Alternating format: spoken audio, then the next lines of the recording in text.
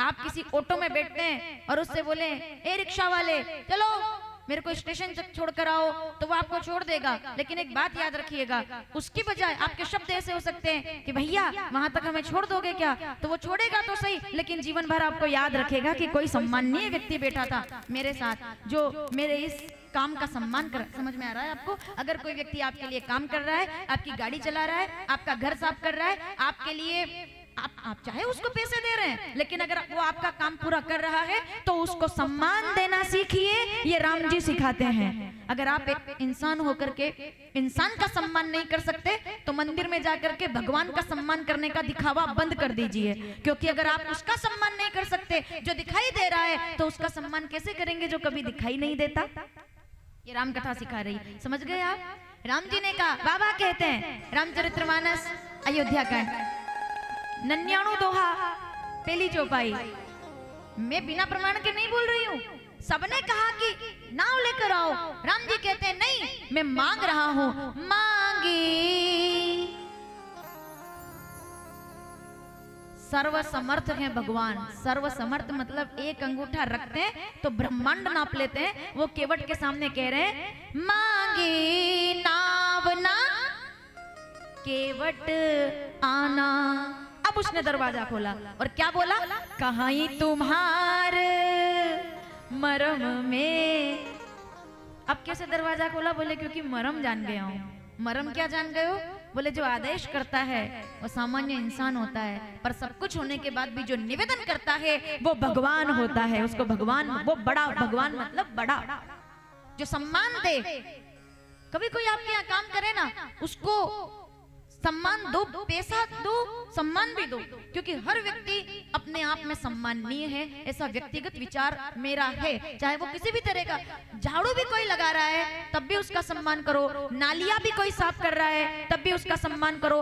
कचरे का डब्बा लेकर के, कचरे वाली गाड़ी आती है, आपके यहाँ भी आती होगी, गाड़ी वाला आया, घर से कचरा निकाल,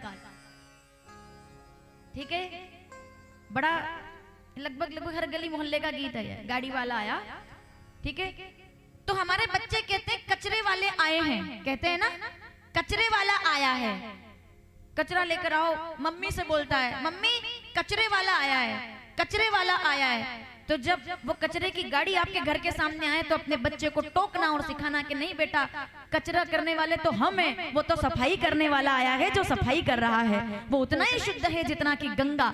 मैं एक बात कहना चाहती हूँ आज उड़ीसा के मंच से, मैं निवेदन से कहना चाहूंगी कि जितना पवित्र गंगा का जल है उतना ही पवित्र भारत के गली गली और मोहल्ले मोहल्ले और गंदगी और नाली को साफ करने वाला इंसान है, क्योंकि वो स्वच्छता कर रहा है, क्योंकि वो सफाई कर रहा है। क्योंकि हम तो कचरा फैला रहे हैं, वो तो झाड़ू लगा रहा है, उनका सम्मान करो। इसीलिए हमारे यहाँ नहीं, बिना प्रमाण के थोड़ी, आप विचार करके देखिए, हमारे यहाँ ये नियम है, अगर आपकी गाड़ी निकल रही है और कोई झाड़ू लगाने वाला आपको सामने दिख जाए तो उसको पैसे देने चाहिए, क्योंकि उससे आशीर्वाद मिलता है। याद है आप लोगों को ये?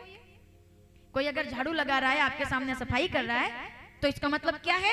वो जिम्मेदार व्यक्ति है जो स्वच्छता कर रहा है। तो बताइए, गंदगी करने वाला बड़ा होता है या सफाई करने वाला? तो जो स्वच्छता करे ना, उनको हाथ जोड़कर नमस्कार करना चाहिए, क्योंकि वो हमारे नगर को, हमारे घर को, झाड़ू लगा देने से कोई छोटा। मैंने तो पहले दिन कहा था कि पंडाल को साफ रखो, मैंने पहले दिन कहा था कि स्वच्छता का ध्यान रखो।